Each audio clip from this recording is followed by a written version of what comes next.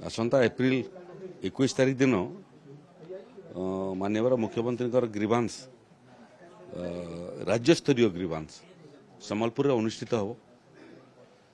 ओडिशार गणतंत्र इतिहास रे प्रथम थर पर जड़े मुख्यमंत्री भुवनेश्वर जनता दरबार को आसवे एवं भुवनेश्वर बाहर मुख्यमंत्री जनशुणाणी कार्यक्रम यहाँ प्रथम होगापी जाऊँगी एवं ये प्रथम जो सुजोग सेटा सम्बलपुर को मिली। तेणु आमर दायित्व जे सम्बलपुर प्रथम थर पर जो मुख्यमंत्री अभियोग शुणाणी कार्यक्रम हम सेटा किमिति सफल हम किमिति अधिकरू अधिक जो माने मुख्यमंत्री को ग्रीवांस देवाई चाहूँगी से पहुँची पारे। तापर प्रचंड खरा मास ग्रीष्म प्रवाहर संभावना जे से समय लोके किमिति जो मैंने आसवे से किमिति सुरक्षित रहिबे से पर्याप्त पीवा पानी एवं तार संगे संगे ओआरएस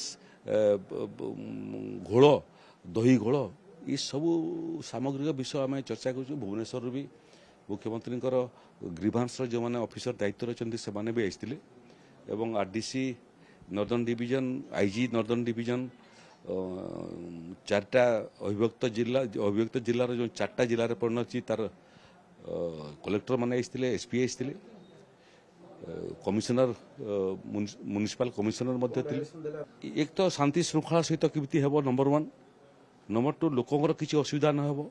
पार्किंग क्यों जगह हे जो मैंने आसवे पार्किंग करने जो मैंने बसवे से केमती व्यवस्था हो पार जमी से माने ये ग्रीष्म प्रवाह समय निरापद भाव में बसी पारे टर्न आसला पर्यंत जो मैंने आसवे से पर्याप्त पानी व्यवस्था आवश्यकता अच्छी से पानी व्यवस्था सांगे सांगे डिहाइड्रेशन जमी न हो दही घोल व्यवस्था हे लेंबू पानी व्यवस्था हे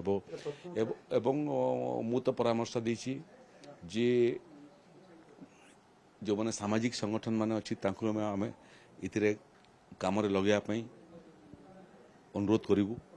जो आहार केन्द्र मान अच्छी दिनकर आहार केन्द्र मान को आम स्थानांतरित करी सीएम रिलीफ सेंटर सीएम कर जो ग्रीवांस हे से पाखे लगे पारू। सामाजिक संगठन मान को गोटे बैठक नापी मुझे से मैंने कौन कौन साहाय्य करें से सब विषय आज प्राथमिक आलोचना होती। 11 तारीख दिन एडिशनल चीफ सेक्रेटरी से भी आसवे मु भी चेष्टा कर आसवाई द्वितीय बैठक हम। मुख्यमंत्री दफ्तर जो मैंने ग्रीवांस दायित्व अच्छा अधिकारी होती से मैंने काली पुणी जिलापाल जिलार अधिकारी मान सागर कथा हे एवं कौन कौन आवश्यकता अच्छी तार पूरा संपूर्ण तालिका प्रस्तुत करेंगे।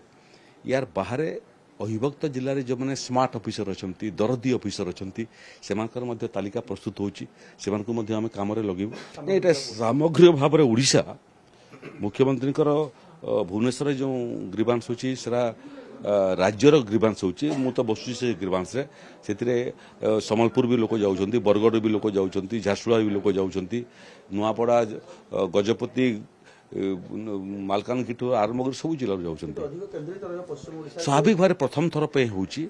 तेणु स्वाभाविक भाव में पश्चिम ओडिशार अधिक अधिक अभियोग धरिक आसवे जी भी आसू मोर तो मत थिला जे आज जिते आसवे आम होस्ट से समय आमर गेस्ट सम्बलपुर को आसवे जो जिलार आसू से किमिति आसीबो तार ग्रीवांस ठीक करी शुणाणी हेबो एवं तार जो से फल आशा करथबो से फल से दिन किमिति डेलीवरी हेबो से बाबद रे मु आलोचना करिछि।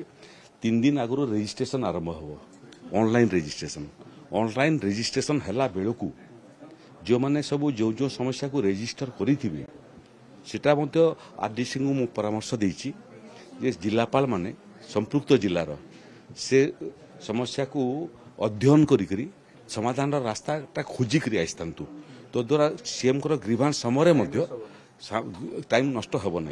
द्वितीय मुख्यतः जो मैंने चीफ मिनिस्टर रिलीफ फंड रु स्वास्थ्यगत सेवाई साहाय्य आशा करी प्रोसेसिंग करने प्रोसेसिंग करते जो दिन मुख्यमंत्री शुणाणी हेब से दिन से ଫଇସଲା ମଧ୍ୟ ହେଇଯାଇ ପାରିବ। ତେଣୁ ଏଟାକୁ ନୂଆ ରୂପ ଦେବା ପାଇଁ ଏବଂ ମୁଖ୍ୟତଃ ଯେହେତୁ ମୋର ଦାୟିତ୍ୱ ଗ୍ରୀଷ୍ମ ପ୍ରବାହ ସମୟରେ ଲୋକଙ୍କର ସୁରକ୍ଷା ତାର ପ୍ରତି ସମ୍ପୂର୍ଣ୍ଣ ନିଖୁଣ ବ୍ୟବସ୍ଥା କରିବା ପାଇଁ ଏବଂ ଯତ୍ନବାନ ହେବା ପାଇଁ ଜିଲ୍ଲାର ଅଧିକାରୀମାନଙ୍କୁ ପରାମର୍ଶ ଦେଇଛି। ସେଇଟା କେବେ କେବେ ଘଟି ନଥିଲା ଏଇଟା ଏବଂ ମୁଖ୍ୟତଃ ମୁଖ୍ୟମନ୍ତ୍ରୀଙ୍କର ଗ୍ରିଭାନ୍ସଟା କେବଳ ଏକ ମିଡ଼ିଆ ଇଭେଣ୍ଟ ଥିଲା, କିନ୍ତୁ ପୂର୍ବରୁ ତାର ରେଜିଷ୍ଟ୍ରେସନ କରିବା ତାଙ୍କୁ ଶୁଣିବା ତାଙ୍କର ଶୁଣିଲା ସମୟରେ ଏଠି 8ରୁ 10 ଜଣ ଓଡ଼ିଶା ସରକାରଙ୍କର ମନ୍ତ୍ରୀ ରହିବେ, ମୁଖ୍ୟ ଶାସନ ସଚିବ ରହିବେ। ଭୁବନେଶ୍ୱରର ରାଜଧାନୀ ଏଠିକୁ ଉଠି ଆସିବ। ପ୍ରଶାସନର ଯେଉଁ ଓଡ଼ିଶାର ଲୋକ ସେବା ଭବନ ଏଠିକୁ ସ୍ଥାନାନ୍ତରିତ 50 ଜଣ ଅଧିକାରୀ chief secretary additional chief secretary principal secretary ଏମାନେ ସବୁ ଆସିବେ। 8ରୁ 10 ଜଣ ମନ୍ତ୍ରୀ ଆସିବେ ଏବଂ ପ୍ରିନ୍ସିପାଲ ସେକ୍ରେଟାରୀଙ୍କୁ ସହଯୋଗ କରିବା ପାଇଁ ମଧ୍ୟ ସେକେଣ୍ଡ ଲାଇନ୍ର ବ୍ୟୁରୋକ୍ରେସି ଯେଉଁଟା ସେମାନେ ମଧ୍ୟ ଉପସ୍ଥିତ। ଧରି ନିଅନ୍ତୁ ରାଜଧାନୀ 21 ତାରିଖ ଦିନ ସମ୍ବଲପୁରକୁ ସ୍ଥାନାନ୍ତରିତ ହେବ। ଓଡ଼ିଶାବାସୀଙ୍କର ସେବାରେ ପ୍ରଥମ ଥର ପାଇଁ ଓଡ଼ିଶା ବାହାରେ ମୁଖ୍ୟମନ୍ତ୍ରୀଙ୍କର ଇଏ ଜନଶୁଣାଣି କାର୍ଯ୍ୟକ୍ରମ ହେବା ପାଇଁ ଯାଉଛି, ଅଭିଯୋଗ ଶୁଣାଣି। ସମ୍ବଲପୁରର ଲୋକ ତ ନିଶ୍ଚୟ ଉପକୃତ ହେବେ, ଅବିଭକ୍ତ ସମ୍ବଲପୁର ଜିଲ୍ଲାର ମଧ୍ୟ ଲୋକ ଉପକୃତ ହେବେ। ମୂଳତଃ ପଶ୍ଚିମ ଓଡ଼ିଶାର ଲୋକମାନେ ଯେଉଁମାନେ ବହୁ ସମୟରେ ଭୁବନେଶ୍ୱର ଯିବା ପାଇଁ ଇଚ୍ଛା ପ୍ରକାଶ କରୁନଥିଲେ ସେମାନେ ପାଖରେ ମୁଖ୍ୟମନ୍ତ୍ରୀଙ୍କୁ ପାଇବେ ତାଙ୍କର ଅଭିଯୋଗ କରିବା ପାଇଁ। ଏବଂ ଏଇଟା ଶେଷ ନୁହଁ, ଦ୍ୱିତୀୟ ଅଭିଯୋଗ ସମ୍ବଲପୁର ଆରମ୍ଭ ହେଲା। ତୃତୀୟ ଯେଉଁଟା ଅଭିଯୋଗ ବ୍ରହ୍ମପୁରରେ ହେବ। ବ୍ରହ୍ମପୁରରେ ମୁଖ୍ୟମନ୍ତ୍ରୀଙ୍କ ଜନଶୁଣାଣି କାର୍ଯ୍ୟକ୍ରମ ପରବର୍ତ୍ତୀ କାର୍ଯ୍ୟକ୍ରମ ବ୍ରହ୍ମପୁରରେ ହେବ। ଚତୁର୍ଥ ଯେଉଁଟା ସେଟା କେନ୍ଦୁଝରରେ ହେବ ଏବଂ ଆଗାମୀ ଦିନରେ ପାଳି କରି ଆମେ 30ଟା ଯାକ ଜିଲ୍ଲାରେ ଏଭଳି ଆୟୋଜନ କରିବୁ।